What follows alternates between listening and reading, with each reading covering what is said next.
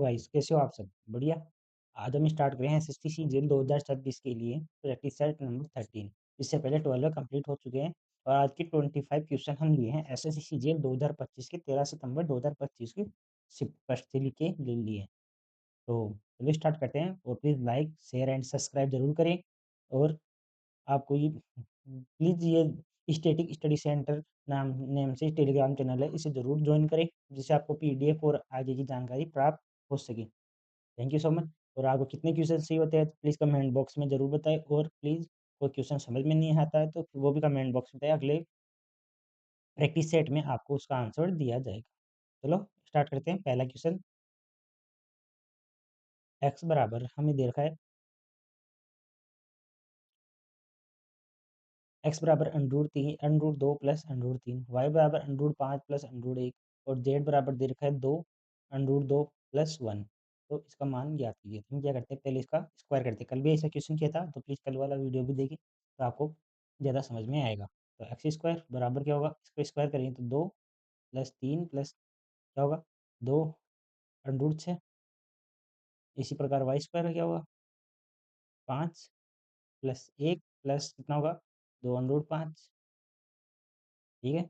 और नेक्स्ट इसको अभी आगे क्या करना होगा, जेड का स्क्वायर करें। जेड का स्क्वायर क्या होगा 2 का स्क्वायर 4, 4 दूनी 8 प्लस 1 प्लस क्या होगा 4 अंडर 2। ठीक है, यहाँ तक आ गया समझ में।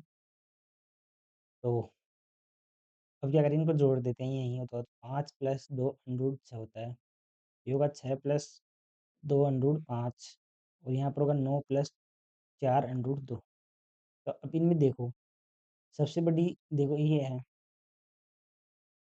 इसमें सबसे बड़ी तो 9 है कि इनमें ये 6 है, ये 5 है, 9 है। और इसमें ये देखो 4 बाहर है तो यानी ये बड़ी होगी, यानी जेड स्क्वायर सबसे बड़ा होगा। अब इन दोनों में देखें तो देखो यहाँ पर जो लगभग आएगा 5 अंडरूट है, ये 6 अंडरूट है, तो लगभग आ जाएगा, यानी 2 पॉइंट कुछ आएगा। लेकिन यहाँ पर देखो ये 5 और यहाँ पर 6, बड़ा कौन होगा वाई, यानी जेड फिर वाई फिर एक्स। तो कौन सा होगा ए, यानी ऑप्शन ए हो जाएगा आंसर। तो चलो नेक्स्ट क्वेश्चन।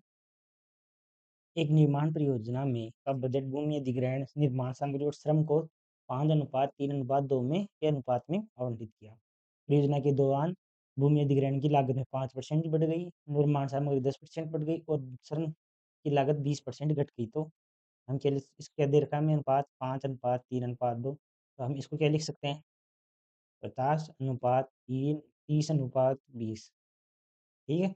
अब क्या बोल रहे हैं कि 5 भूमि अधिग्रहण की कितनी बड़ी 5%, यानी 5 का 50 का 5% कितना होगा 2.5।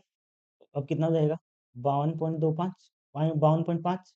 और फिर क्या है निर्माण सामग्री कितनी बढ़ रही है 10% बढ़ रही है। तो कितना होगा 30 का 10% 3, यानी कितना हुआ है अब कितना है 33%।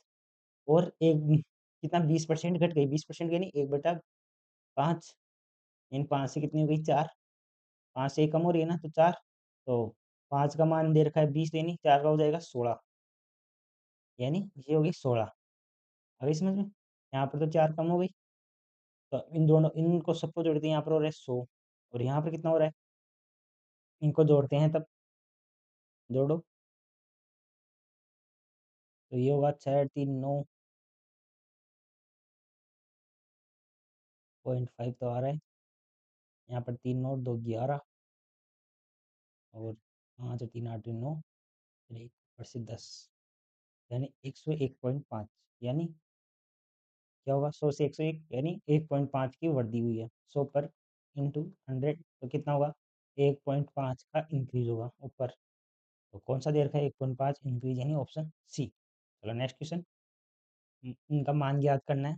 तो ये क्या होगा 6 माइनस, पहले हम इसको हल करते हैं सबसे अंदर वाले क्वेश्चन ब्रैकेट को। तो ये क्या होगा 3/2, इसकी जगह क्या हो जाएगा 3/2। इस क्वेश्चन की जगह 3 - 1/2, यानी ये क्या होगा 2/3 हो जाएगा। 2/3 आ रहा है इंटू 1/2 दे रखा है इंटू में। तो ये 2 से तो कैंसिल, तो क्या बच रहा है यहाँ पर 1/3। यहाँ पर क्या बच रहा है 1/3 बच रहा है ना। इसकी जगह पहले इसको माइनस किया 2/3 आ गया, 2/3 को 1/2 से किया तो 1/3। तो अब आगे लिख लेते हैं, इसको हटाते हैं, यहाँ पर 1/3 बच रहा है तो 6 माइनस ये 2/3 यहाँ पर 1/6 प्लस 1/3 ये दे रखा है। तो हम क्या करते हैं, अब इनको जोड़ें तो इनका एलसीएम कितना होगा 6, तो 1 प्लस कितना होगा 2 यानी 3, 3/6 यानी 1/2 यानी इसकी जगह आएगा 1/2 आ जाएगा। तो 1/2 है तो यहाँ पर लिख सकते हैं 6 माइनस 2/3 इंटू करेंगे तो ये संख्या वाव चेंज हो जाएगी, तो 2/1 ठीक है। अब क्या करना होगा आगे, तो यहाँ पर होगा 6, आगे लिखते हैं 6 माइनस 4/3 ये कितना होगा 18 माइनस 4/3 तो अब कितना बचेगा 14/3 तो ऑप्शन 14/3। चलो next question, x y z ने एक व्यवसाय में क्रमशः 25,000, 35,000 और 40,000 का निवेश किया। यदि वे अंत में लाभ 30,000 तो वाई का हिस्सा, हम क्या करते हैं 25,000 है 25, इनका अनुपात याद कर लें एक्स वाई जेड के लिए, सीधा अनुपात ही लिख लेते हैं। तो एक्स ये वाई ये जेड, ये 3 जीरो से तो तीनों का कैंसिल हो रहा है, सही है। और इसको 5 बार, ये 6, ये 7 बार, ये 8 बार, यानी 5 7 और 8 इनका अनुपात ये आ चुका है तीनों का, ठीक है। अब इनको जोड़ें तो कितना होगा 20, ये कितना हो रहा है टोटल 20, 20 का मान कितना दे देगा हमें 30,000, तो एक जीरो से ये जीरो कैंसिल और दो का 1500, यानी एक का मान आ चुका है 1500, हमें चाहिए वाई का यानी 7 का, 15 इंटू 7 करेंगे तो 7 इंटू फिर 1500 तो कितना होगा 105 यानी 10,500, यानी वाई का मान कितना आ गया हमारे पास, वाई का हिस्सा कितना है 10,500, तो ऑप्शन ए। चलो नेक्स्ट क्वेश्चन, ए और बी ने क्रमशः 48,000 और 72,000 का निवेश करके व्यवसाय शुरू किया। कितने का 48,000 और 72,000 का। 6 महीने के बाद ए ने अपनी आधी पूंजी निकाल ली, जबकि बी ने अपनी पूंजी में 24,000 की वृद्धि की। वर्ष के अंत में उन्हें 55,000 का कुल लाभ कमाया, तो बी का हिस्सा ज्ञात करो। तो पहले कौन आता है ए और फिर है बी। ए ने कितने लगाए 48,000 और बी ने कितने लगाए 72,000, ये लगाए हैं छः महीने के लिए, और ये भी 6 महीने के लिए, ये तो पूरे 12 महीने रहते हैं, क्यों इसको कुछ भी चेंज नहीं किया उसने। 6 महीने के बाद ए अपनी आधी पूंजी और बी, तो ये 72,000 को तो छः बी ने कुछ भी नहीं किया, तो ये कितने महीने के लिए 12 महीने के लिए। और फिर क्या करता है इसमें से माइनस कर देता है कितना 24,000, कितने बच रहे हैं उसके 24,000 ही बच रहे हैं, तो कितने हो गए प्लस, यहाँ पर प्लस आ जाएगा अब, प्लस कितने बच रहे हैं 24,000 इंटू कितने महीनों के लिए 6 महीनों के लिए, और ये कितना प्लस किया 12 कितना तो आधी पूंजी तो 24, और ये वापस ये भी 24,000 लगा देता है, कितने महीनों के लिए 6 महीनों के लिए। अब चलो काटते हैं इनको, यहाँ पर प्लस है ये ध्यान रखना, बीच में प्लस आएगा, ये भी। तो अब काटिए 3 जीरो, ये भी 3, ये भी 3 और ये भी 3, ठीक है। 3 जीरो से 3 जीरो कैंसिल, और ये देखो 24 से 24 कैंसिल, तो यहाँ पर 24 72 3 बार, और ये कितनी बार कैंसिल हो रहा है 2 बार, यहाँ पर 2 आ गया, यहाँ पर 6 है। अब ये 6 से भी कैंसिल हो रहा है, तो 6 यहाँ पर कितनी बार 2 बार, और ये भी 6 और ये भी 6। तो अब इनको लिख लेते हैं, कितना आएगा, तो यहाँ पर क्या लिखा हुआ 2 और नीचे क्या बच रहा है 1 यानी 3, और यहाँ पर कितना बच रहा है 3 और इंटू 2 यानी 6 और 1 ये नीचे, तो ये कितना बच रहा है 7, यानी 3:7 आ चुका है, इनको काटने पर 3:7 बच रहा है यानी 10। 10 का मान कितना दे रखा है हमें 55,000 इनका प्रॉफिट, तो 55,000, 1 का मान कितना गया 5500, इनका 1 का मान आ गया 5500, तो हमें कितना चाहिए बी का हिस्सा इंटू 7, हमें बी का चाहिए, 1 का मान 5500 है तो 7 इंटू, तो हम करेंगे तो 0 0 5, यहाँ पर 3 5 और 3 7 पंजे 35 और 3 38 यानी 38,500, तो ऑप्शन सी। चलो नेक्स्ट क्वेश्चन,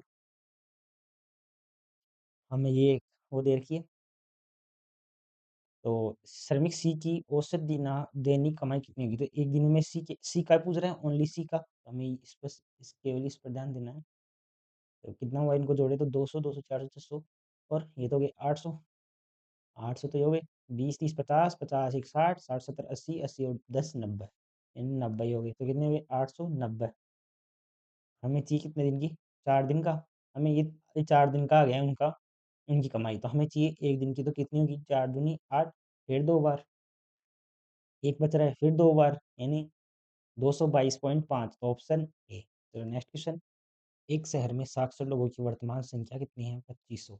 यदि साक्षर पुरुषों की संख्या में 5% की कमी हो जाती है और साक्षर महिलाओं की संख्या में 10% की वृद्धि होती है, कुल साक्षर संख्या जनसंख्या 25,250 हो जाती है, तो साक्षर पुरुषों की संख्या कितनी है?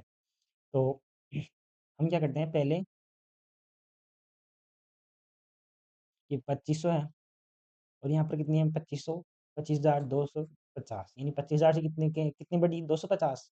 तो हम पहले क्या करते हैं, कितनी वृद्धि हुई गाँव में, पूरे टोटल पूरे साक्षर जनसंख्या में कितनी वृद्धि हुई वो निकालते हैं। तो क्या होगा, कितने की वृद्धि हुई? यहाँ पर 25,000, यहाँ 25,250, यानी 250 की हो चुकी है। कितने पर? 25,000 पर, इंटू 100, तो कितना होगा? 1%, यानी 1% की वृद्धि हो चुकी है। 1% की वृद्धि हुई है, लेकिन ये क्या बोल रहा है कि साक्षर पुरुषों में तो -5, यानी 5% की कमी, और महिलाओं में तो हम क्या करते हैं, एलिगेशन से करते हैं। यहाँ पर तो लिख लेते हैं मेल, यदि यहाँ पर लिख लेते हैं फीमेल। मेल में कितनी? -5, और महिलाओं में 10%, और टोटल कितना हुआ हमारे पास? 1। तो हम क्या करते हैं, पहले इसको इससे माइनस करें तो कितना होगा? 9, और इससे ये होगा तो 6, तो कितना होगा? 3:2। तो कितना हुआ? 5, 5, 5 का मान कितना दे रखा है हमारे पास? 25,000। तो 25 से 5 से 5 बार, और हमें चाहिए 3 से, तो ये कितना होगा? 15,000, यानी ऑप्शन सी। आगे समझ में? पहले हमने किया कितना परसेंट, फिर एलिगेशन से 1% से इन दो महिला और मेल और फीमेल का अनुपात ज्ञात कर लिया, फिर अनुपात से हमने ये ज्ञात कर लिया। तो नेक्स्ट क्वेश्चन। ए बेकर ने 10 किलो प्रीमियम आटा और कुछ अतिरिक्त ग्राम मानक आटा का ऑर्डर किया। प्रति किलोग्राम प्रीमियम आटे की कीमत मानक आटे की कीमत से दोगुना थी। ऑर्डर देने में हुई गलती कारण दोनों प्रकार आटे आपस में बदल गए, जिस कारण कुल लागत में 25% की कमी आई। मूल ऑर्डर में प्रीमियम आटे और मानक आटे का अनुपात। तो मान लो पहले पहले उसने ऑर्डर किया था,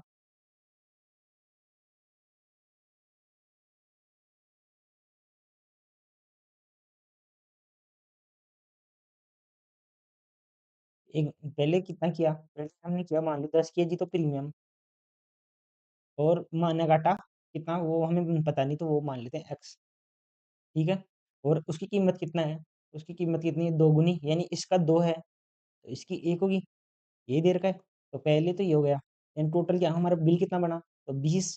तो प्रीमियम, तो प्रीमियम का 20, और प्रीमियम तो हमारे पास 20, यानी 10 किलो, मान लो 2 रुपए किलो है, ये 1 रुपए किलो है, तो कितना होगा? 20 प्लस एक्स। ये तो पहले का था। फिर क्या होता है, ऑर्डर में गलती हो जाती है। तो अब क्या होता है कि 2 है, और हमें पता नहीं इसका एक्स है, और इसका पता है कि 10 किलो है, और वो 1 रुपए में 1 रुपए किलो में खरीद लिया। अब कितना हो गया? 2x प्लस 10, ये आ गया। अब क्या बोल रहा है कि ये उसका कुल बिल हो गया, पहले तो 20x प्लस, अब बाद में हो गया 2x प्लस 10, ऑर्डर में गलती होने के कारण। तो अब क्या करते हैं, यहाँ पर क्या है? 25% की कमी, यानी 25% क्या लिख सकते हैं? 1/4, यानी 4 से 1। पहले तो 4 रुपए मान लो उसका बिल हो रहा था, अब कितना हो रहा है? 3। तो बस अब क्या करना होगा? 20 प्लस एक्स बटे 2x प्लस 10 बराबर क्या दे रखा है? 4/3। आगे अब क्या करते हैं, इसको इससे इंटू, तो कितना होगा? तो क्या होगा? आगे करते हैं तो 60 प्लस एक्स 3x बराबर क्या? 8x plus 40। तो इसको इससे यहाँ पर कितना होगा?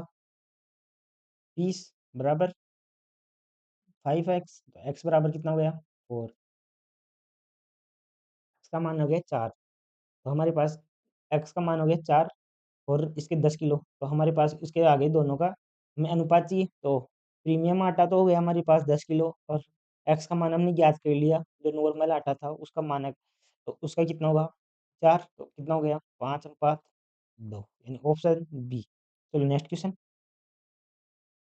ए विक्रेता ने 3,000 में 15 खिलौने बेचे और 25% का लाभ प्राप्त किया। 10% का लाभ प्राप्त करने के लिए उसे 2,816 में कितने खिलौने बेचने होंगे? कितने खरीद उसने 15 खिलौने बेचे 3,000 में, तो 25% का लाभ, तो उसने क्या किया? मान लो उसने 1 खिलौने कितने का बेचा? तो 15 का भाग 3,000 में देंगे तो उसका कितना आएगा? 15 × 2 यानी 200। 1 खिलौना उसने 200 में बेचा, उसने खरीदन कितना में था? कॉस्ट प्राइस ज्ञात करना था एक, 1 किलो होने की हम कॉस्ट प्राइस ज्ञात कर लेते हैं। 25% का लाभ है, 25 में क्या लिख सकते हैं 1/4 यानी 4 की वस्तु 5 में, 5 का मान हमारे पास दे रखा है, कॉस्ट प्राइस ज्ञात करेंगे, 5 का मान दे रखा है हमें 200, हमें चाहिए 4 का तो कितना होगा 160 यानी उसका कॉस्ट प्राइस हमारे पास हो गया 160 और हमें चाहिए 10% का लाभ कमाने के लिए उसे कितना, तो 10% का लाभ तो द कॉस्ट प्राइस 160 है उसको हमें 10% का सेल करना है तो कितना होगा? तो 10% इससे कैंसल करें तो कितना होगा 160 160 इसका 10% 16 यानी कितना होगा 160 प्लस 16 कितना होगा 176 हम कितने अब क्या कितने किलो ने यानी 1 किलो की कीमत है 176 और हमने कितने पैसे दे रखे 2816 तो हमें कितने किलो होंगे मान लो n किलो होंगे तो कितना 2816 बटे 176 अब इसका भाग देंगे तो कितनी बार ये जाएगा एक बार फिर कितना फिर जाएगा 6 बार क्यों लास्ट में 6 तो 6 यानी 16 तो ऑप्शन बी। तो नेक्स्ट क्वेश्चन एक व्यापारी एक प्रकार की चाय को 150 रुपये प्रति की जब बेचता है तो उसे 25% की हानि होती है। दूसरे प्रकार की चाय को 200 प्रति किलो के हिसाब से बेचता है तो 20% की हानि होती है। यदि वह दोनों ब्रांड को समान अनुपात में मिलाता है मिश्रण को 125 प्रति केजी बेचता है उसका कुल लाभ या हानि ज्ञात कीजिए। तो क्या बोल रहा है कि 150 में बेचा 25% की हानि हो रही है तो 25% क्या लिख सकते हैं 25% को क्या लिख सकते हैं 1/4 तो यानी 4 की वस्तु को 5 इसको 25% क्या लिख सकते हैं 1/4 4 पर 1 यानी 4 से 3 यानी 3 का मान दे रखा है हमें 150 तो 4 का मान कितना होगा 200 यानी पहली प्रकार की थी ना चाय जो फर्स्ट थी वो थी 200 रुपये किलो की उसको बेच रहा था वो 150 में तो उसको 25% की हानि हो रही थी।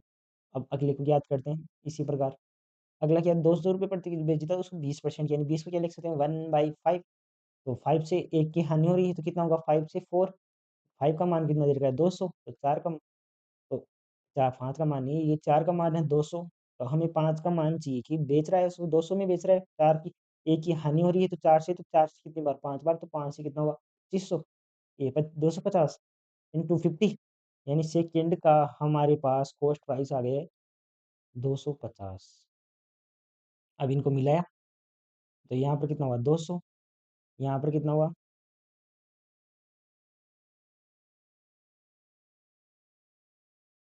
ठीक है ये तो हमारे पास कॉस्ट प्राइस आ चुका है दोनों का अभी हमें क्या बोल रहे हैं कि यदि वह दोनों ब्रांडों का समान अनुपात मान लो एक यहाँ से ले लिया एक अनुपात फिर एक 1 किलो यहाँ से ले लिया एक समान अनुपात में लिया तो 1 किलो ये मान लो तो 2 किलो का कितना हुआ कॉस्ट प्राइस 2 kg का कॉस्ट प्राइस कितना होगा दोनों को जोड़ देते हैं 0 5 और 4 450 तो वो बेस कितने में रहा है 175 रुपये 1 किलो तो हमें 2 kg का सेलिंग प्राइस याद करते हैं तो 175 इंटू 2 कितना होगा 5 10 7 15 ये 3 इन 350 ठीक है 350 की बेच रहा है और उसका कॉस्ट प्राइस तो हमें 450 रहा है और 350 में बेच रहा है तो कितनी की हानि हो रही है यहाँ पर हानि इनको तो हटा देते हैं तो हानि कितने की हो रही है उनको कितने की हो रही है 300 की 100 रुपये की कितने पर 450 पर इंटू 100 तो ये जीरो से ये जीरो कैंसिल और क्या कट रहा है ये 5 से 9 बार ये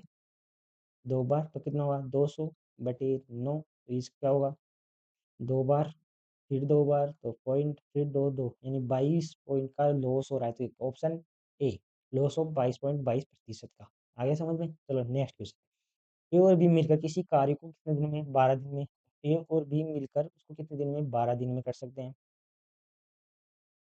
बी और सी मिलकर उसको 15 दिन में बी प्लस सी कितने दिन में 15 दिनों में ए और सी 20 दिन में ए प्लस सी कितने दिन में 20 दिनों में ए अकेले इस कार्य को कितने दिनों में पूरा करेगा तो पहले इसको ले लेते हैं एलसीएम कितना होगा 60 ये कितनी आ गया 5 ये कितना होगा 4 और ये कितना होगा 3 अब क्या बोल रहे हैं कि एक अकेला इस कार्य को कितना करेगा तो ए प्लस बी प्लस सी का मान निकाल लेते हैं तो यहाँ पे क्या होगा 2a प्लस बी प्लस सी होगा तो ये कितना होगा 5 और 4 9 9 और 3 12 यानी 12 हो गया ये 2 बार होगा कि 2a 2b तो 2 का भाग दे तो a प्लस बी प्लस सी का मान क्या होगा a प्लस बी प्लस सी का मान आ गया हमारे पास 6 ठीक है हमें चाहिए a का तो b प्लस सी का मान 4 है यहाँ पर बी और सी का मान हमें हमारे पास 4 है तो a का मान कितना होगा 2 बी प्लस सी का मान 4 रखिए तो 6 माइनस यानी 2, तो हमें चाहिए क्या, ए अकेला इसको कार्य कितने दिन में करेगा, तो 60 बटे उसकी कार्य क्षमता कितनी है 2, तो कितने दिन में, 30 दिनों में उसको कंप्लीट कर देगा, तो ऑप्शन ए। चलो नेक्स्ट क्वेश्चन।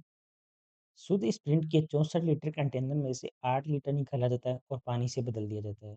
यह प्रक्रिया कुल कितनी बार 3 बार दोहराई जाती है, तो कंटेनर के स्प्रिंट की अंतिम मात्रा क्या होगी।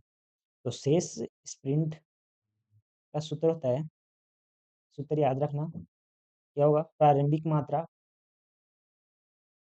मात्रा यानी जो शुरुआत में थी इंटू 1 माइनस जितना हमें प्रतिस्थापित कर रहे हैं यानी कितना 8, तो 8 प्रतिस्थापित में मात्रा बटे वापस ये प्रारंभिक मात्रा, यहाँ प्रतिस्थापित आ गया इंटू एन यानी कितनी बार कर रहे हैं, तो हमारे पास इसका मान है 64 इंटू यहाँ पर कितना 1 माइनस कितना कर रहे हैं 8/64 कितनी बार 3 आ गया। तो हम क्या करते हैं, अब इनका एलसीएम लेंगे, तो ये कितनी बार कैंसिल हो रहा है 8 बार, तो क्या होगा, तो 64 यहाँ पर 8 माइनस 1 यहाँ पर 1 बच रहा है, तो यहाँ पर क्या होगा 7/8 का क्यूब, ये हो रहा है। तो इसको क्या लिख सकते हैं, इस तरफ लिखिए, तो 64 64 इंटू ये कितना होगा 4 का 343 बटे कितना होगा 500, इसको 3 बार 8 लिख लेते हैं 8, ये इससे ये 64 कैंसिल हो गया, ठीक है, ये 64 से 64 हो गया, तो 343 बटे 8, 8 का भाग दें तो 8 तो 32, 2 बच रहा है, 8 दूनी 16 8 या 24 तो हो रहा है, लेकिन हमें सिर्फ 2 बार जा रहा है तो 82 पॉइंट कुछ आएगा, तो ऑप्शन कौन सा दे देगा 42 पॉइंट कुछ 42 पॉइंट, तो ऑप्शन यही है डी। ये तो 34 से 36 से और 38 से तो 42.88 आ गया। चलो नेक्स्ट क्वेश्चन। एक जूस विक्रेता शुद्ध संदर्भ के रस में पानी मिलाता है, वह मिश्रण को शुद्ध संदर्भ के रस के क्रय मूल्य पर बेचता है, तो 20% का लाभ कमाता है, तो उस मिश्रण में क्रमशः पानी और शुद्ध संतरे के रस का अनुपात क्या होगा। तो पानी, तो वो पानी बेच रहा है तो, और अनुपात शुद्ध संतरा का रस, 20% का प्रॉफिट होगा, मान लो ये 20 है, 20% का प्रॉफिट तो 100, उसने 100 रुपये में खरीदा और 20% का प्रॉफिट, ये प्रॉफिट कौन सा हो रहा है, ये पानी मिला रहा है, वो पानी का ही उसको प्रॉफिट हो रहा है, क्योंकि जो शुद्ध संतरा में खरीदा था उसी में तो बेच रहा है, यानी वो 100 रुपये में खरीदा था, उसको 20 प्रॉफिट, ये 20 का प्रॉफिट हो रहा है, वो किसका हो रहा है पानी का, तो 20 ये अनुपात में हो गया, तो ये कितनी बार 20 × 100 यानी 1:5, यानी 5 लीटर तो संतरे का जूस, तो 1 लीटर मिला रहा है वो पानी, आ गया समझ में। 100 तो है ही जो उसने शुद्ध संतरे था, और उसने 20% का ये प्रॉफिट कौन सा हो रहा है, जो उसने पानी मिलाया ना वही, तो आ गया ना बात। चलो नेक्स्ट क्वेश्चन। Next question. एक कार एक निश्चित दूरी को 40% भाग 20 किलोमीटर प्रति घंटे की और शेष दूरी का 30 किलोमीटर प्रति घंटे की तय करती है, तो पूरी दूरी तय करने कार की औसत दूरी, हम क्या करते हैं कि मान लेते हैं कुछ दूरी है 60 किलोमीटर मान लिया, और डिस्टेंस थी 60 में का 40%, तो हम ऐसी संख्या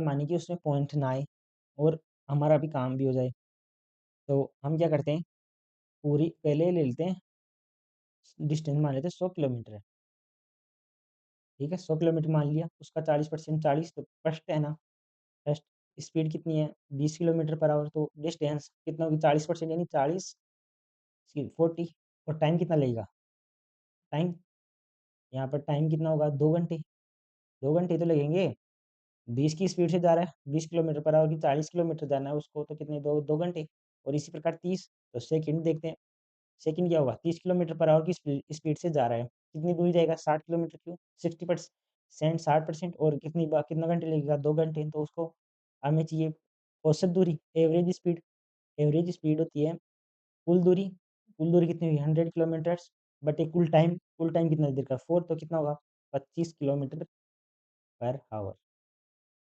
ऑप्शन बी। चलो नेक्स्ट क्वेश्चन। ए और बी एक पार्क के वृत्ताकार ट्रैक के चारों ओर जॉगिंग कर रहे हैं, जिसकी परिधि 1.2 किलोमीटर है, वे सुबह 6 बजे एक बिंदु से शुरुआत होते विपरीत दिशाओं में दौड़ते हैं, और पाँच ए की गति 5 किलोमीटर और बी की गति है 7 किलोमीटर, तो पांचवी बार किस समय मिलेंगे। तो ए और बी है, तो कुल दूरी कितनी है 1.2 यानी इसको 1.2, वो दोनों देखो एक तो ऐसे आ रहा है और एक ऐसे आ रहा है, यानी दोनों विपरीत दिशा में आएंगे, इससे गोल है। एक तो ऐसे चल रहा है, एक ये यानी सामने, तो दोनों की हमें दोनों को जोड़ना होगा। यदि वो एक ही दिशा में चलते हैं तो हमें दोनों की गति को घटाना होता है।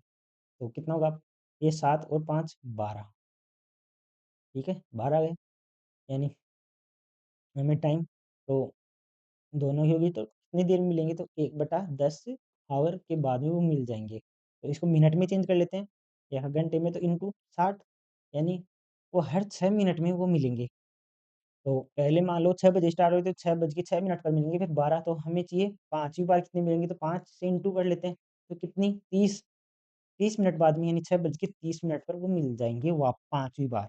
हर 6 मिनट पर मिल रहे हैं, तो पहले 6 बज के 6 मिनट, फिर 12, फिर 18, फिर 24, फिर 30 पर मिल जाएंगे। तो नेक्स्ट क्वेश्चन, एक त्रिज्या 7 सेंटीमीटर और केंद्रीय कोण 90 डिग्री का वर्ग के एक त्रिज्य खंड का क्षेत्रफल क्या होगा। तो त्रिज्य खंड का क्षेत्रफल क्या होता है, त्रिज्य खंड का एरिया क्या होता है, सूत्र बताओ।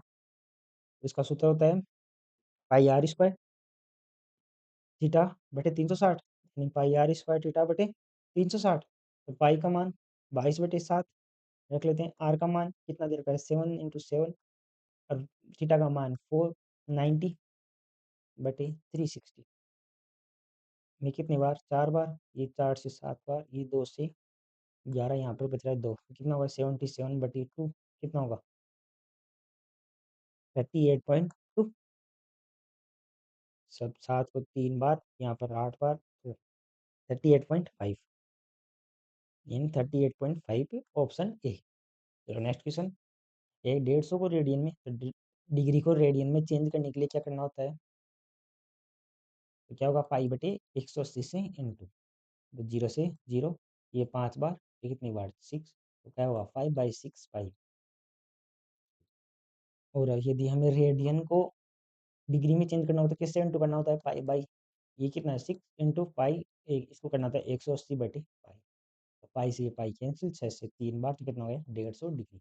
चलो नेक्स्ट क्वेश्चन, दे 120 डिग्री केंद्रीय कोण और 8 सेंटीमीटर त्रिज्या के त्रिज्यखंड का क्षेत्रफल ज्ञात करो। तो यार अभी पहले बताया था, उसी प्रकार कर सकते हो। क्या होता है त्रिज्यखंड का सूत्र, पाई आर स्क्वायर थीटा बटे 360, और पाई का मान रख लेते हैं 22/7, आर का मान दे रखा है 8 × 8 × 120/360, 0 से बाहर दिया 36, यदि ये इसको पाई रख लेते हैं वापस, इंटू कितना होगा 64/3, ऑप्शन ए। तो नेक्स्ट क्वेश्चन, इनमें से कौन सी रेखा 3x + 2y = 5 के समांतर होगी। क्या पूछ रहा है, समांतर, यानी ये ऐसी रेखा जा रही है तो ये से जा रही है, यानी इन दोनों में कोई भी ये आपस में कभी नहीं मिलनी चाहिए। के लिए क्या होता है कि a1/a2 बराबर b1/b2 इक्वल नॉट c1/c2 होना चाहिए। आगे समझ में, कि ए वन और ए टू बी1 बीटा बी2 तो बराबर और c1 नहीं होना चाहिए इक्वल। तो एक है, एक यहाँ से ले लेते हैं यहाँ पर, तो क्या होगा यहाँ पर 3, यहाँ पर 3 प्लस बी वन का बराबर, बी1 का मान क्या दे रखा है 2/2 और 5/7, तो ये तो हो गया 1, ये भी 1, यानी ये तो हो रहा है इक्वल और ये इक्वल नहीं है। ये पहला हो सकता है, दूसरा भी चेक कर लेते हैं एक बार। ये होगा 3/2, ए1 ए का मान ये है और ए2 का मान ये है, तो इसी प्रकार क्या होगा 2/3, यानी ये इक्वल नहीं है, तो ये नहीं हो सकता। इसी प्रकार तीसरा देखें, तो यहाँ पर क्या होगा 3/3 बराबर 2/2, और आगे क्या होगा 5, यहाँ पर भी 5, यानी ये तो तीनों बराबर हो गई, तो ये नहीं हो सकता। और यहाँ पर क्या होगा 3, यहाँ पर भी 2 बराबर 1, ये तो नहीं है इक्वल कोई सा भी, तो ये भी नहीं हो सकता, तो ऑप्शन ए।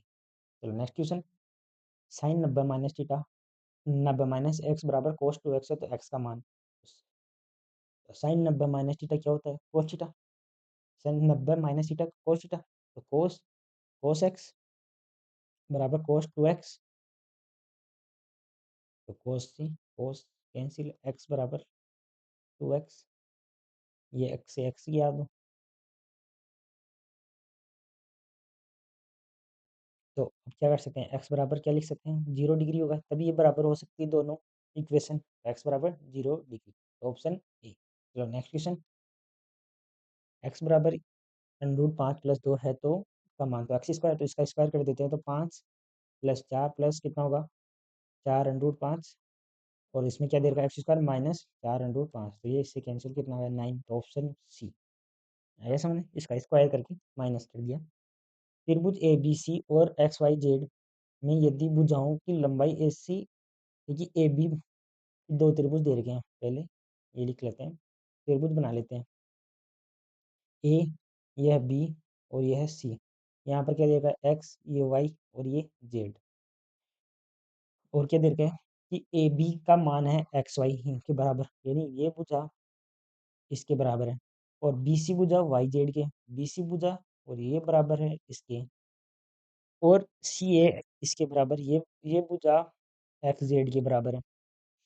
तो सर्वाधिसम का नियम, यानी तीनों भुजाएं हैं, तो ये कौन सा लेगा एस एस एस, इसमें तीनों भुजाएं हैं, कोई कौन तो समान नहीं दे रखा, तीनों भुजाएं दे रखा, तो कौन सा होगा ट्रिपल एस, ऑप्शन ए। तो चलो नेक्स्ट क्वेश्चन, दिया गया है ए और बी पूरक कोण है, साइन और साइन ए 3/5 है, तो tan बी का मान क्या होगा।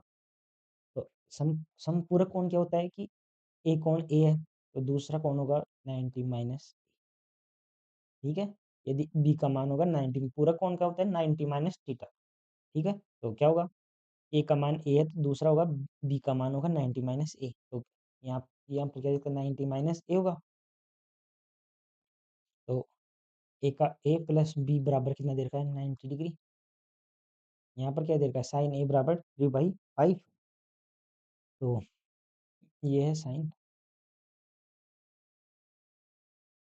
लाल बटा कक्का, यहाँ पर क्या दे रखा है लंब कितना है 3, ये 5 टर्न, तो ये कितना होगा 4, पाइथागोरस प्रमेय से, ये मान लो ये ए है, तो ये दूसरा होगा बी, तो इन दोनों का योग 90 डिग्री है, तो ये हो गया। हमें चाहिए tan बी का मान, यानी कोण की जो कोण होता है उसके सामने वाली भुजा हमेशा क्या होती है लंब, ये क्या होगी लंब है, तो बी के लिए लंब कौन होगा 4, तो हमें चाहिए tan बी का मान, तो tan बी बराबर क्या होगा लंब बटे आधार, तो इसमें लंब कौन सा होगा 4, तो बी के कोण के सामने वाला हमेशा लंब होता है, तो 4 लंब 4 बटे आधार कौन सा होगा फिर इसका ये 3, यानी tan बी बराबर 4/3, तो ऑप्शन ए। तो नेक्स्ट क्वेश्चन, एक चतुर्भुज ABCD है, यदि कोण ए 100 है तो कोण सी का मान क्या होगा। तो एक चक्रीय चतुर्भुज होता है ना, उसके आमने सामने वाले कोणों का योग 180 डिग्री होता है, तो चक्रीय चतुर्भुज होता है, तो इनके दोनों का कोणों का यदि ए है 100 है, तो इन दोनों का ए ओ प्लस सी का मान दे होता है 180 डिग्री, यदि ये है ये बी होगा तो ये सी, यानी सम्मुख कोण है आमने सामने वाले, इन दोनों का योग 180 होगा, तो ए का मान 100 है, तो सी का मान कितना हो जाएगा 80, तो ऑप्शन बी। तो नेक्स्ट क्वेश्चन, लास्ट क्वेश्चन है, साइन स्क्वायर ए माइनस कोस स्क्वायर ए बराबर 1/4, यानी साइन स्क्वायर ए माइनस कोस स्क्वायर ए बराबर कितना देखा है 1/4, जब एक ये पता होगा आपको साइन स्क्वायर ए प्लस कोस स्क्वायर ए बराबर कितना होता है 1, तो साइन स्क्वायर ए क्या होगा 1 माइनस कोस स्क्वायर ए, तो इस साइन स्क्वायर की जगह हम क्या लिख सकते हैं 1 माइनस कोस स्क्वायर ए, यहाँ पर क्या होगा यहाँ पर 2 कोस स्क्वायर ए हो जाएगा, तो यहाँ पर क्या होगा 1/4 बराबर 2 कोस स्क्वायर ए, यहाँ पर क्या होगा 3/4 बराबर 2 कोस स्क्वायर ए, हमें चाहिए कोस स्क्वायर ए का मान, तो क्या होगा 3/8, ये 2 नीचे आ जाएगा, यानी 3/8, ऑप्शन बी। चलो आज के क्वेश्चन यही कंप्लीट होते हैं, तो आप कितने सही किए प्लीज़ कमेंट बॉक्स में ज़रूर बताएं, और आपको कोई क्वेश्चन समझ में नहीं आता तो वो भी कमेंट बॉक्स में बताएं, तो अगले में आपको उसका आंसर दिया जाएगा। तो please thank you for your support and like and subscribe ज़रूर करें, शेयर भी करें, और आपको ये PDF static study centre Telegram channel पर मिलेगी, आप ये क्यूआर कोड स्कैन करके जुड़ सकते हैं। Thank you so much for watching, thank you.